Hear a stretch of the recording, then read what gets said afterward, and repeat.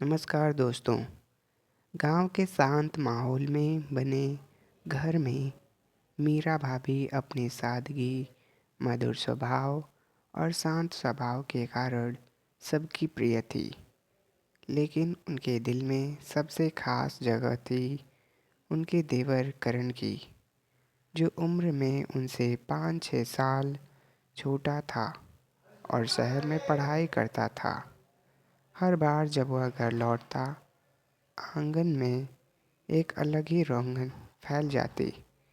मीरा भाभी उसके लिए सबसे पसंद का खाना बनाती, उसकी पढ़ाई और स्वास्थ्य की चिंता करती और करण भी भाभी की हंसी और उनकी हल्की सी डांट में एक ऐसी गर्माहट महसूस करता जिसे वह किसी शब्द में नहीं समझ पाता।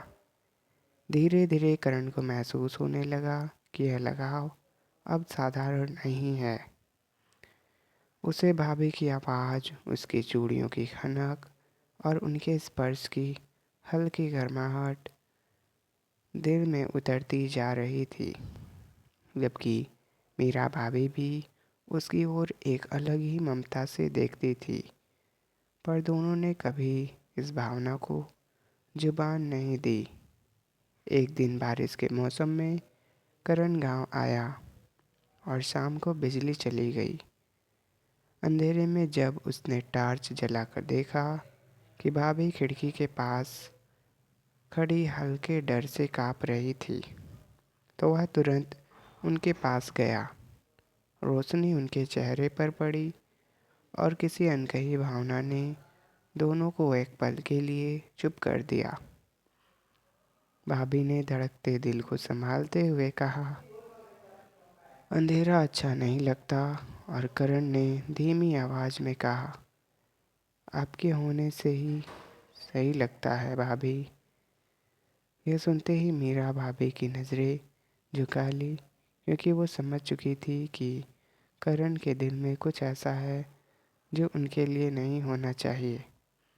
अगले दिन सब सामान्य रहा, लेकिन दोनों के दिल की कल की खामोशी एक गहरी लकीर छोड़ गई थी। कुछ ही समय बाद करण पढ़ाई पूरे होने वाली थी और इस बार वह घर आया तो मीरा भाभी ने उससे थोड़ी दूरी बनाए रखी। न मुस्कुराहट उतनी गहरी, न बातचीत उतनी खुली, जैसे वह खुद को पीछे खींच रही हो। करण ने कई बार सोचा कि भाभी से बात करें, पर हर बार उसकी आंखों में एक दृढ़ मर्यादा दिखती जिससे उसके कदम रोक दिए। फिर एक दिन भाभी ने उसे घर की छत पर बुलाया। आसमान में हल्की ठंडक थी, चांद पूरा था और दोनों के बीच एक अनकही बेचैनी। भाभी धीरे से बोली, करण, मैं समझती हूँ कि तुम्हारे दिल में क्या चल रहा है, और शायद मैं भी तुम्हें जितना नहीं दिखाती उससे ज़्यादा महसूस करती हूँ। लेकिन जो हम महसूस करते हैं वह कहना गलत होगा। तुम्हारे भैया तुम पर भरोसा करते हैं। यह घर हम सब का भरोसा करता है और उस भरोसे को टूटने का हक हमें नहीं है। करण की आंखें भर आई, पर वह कुछ बोल नहीं पाया। भाभी ने आगे कहा, कुछ रिश्ते पूरे नहीं होते, पर उनकी पवित्रता उन्हें खूबसूरत बना देती है। मुझे तुम पर गर्व तब होगा जब तुम इस एहसास को दिल में रखकर आगे बढ़ोगे और मर्यादा निभाओगे। और यह कहते हुए भाभी ने पहली बार उसकी आंखों में वही दर्द दिखा जो करण अपने दिल में छुपाए फिरता था। उस रात दोनों की दुनिया बदल गई। न कोई इजहार हुआ, न कोई वादा, पर एक मजबूत निर्णय ने दोनों के दिलों को एक अदृश्य सम्मान में बांध दिया। समय बीतता गया, करण शहर चला गया, नौकरी में व्यस्त हो गया और भाभी धीरे धीरे अपनी गृहस्थी में और रम गई। लेकिन जब भी करण छुट्टियों में लौटता, भाभी उसे दूर से देखकर मुस्कुराती और वह भी उस मुस्कुराहट में वही पुराना स्नेह पहचान लेता।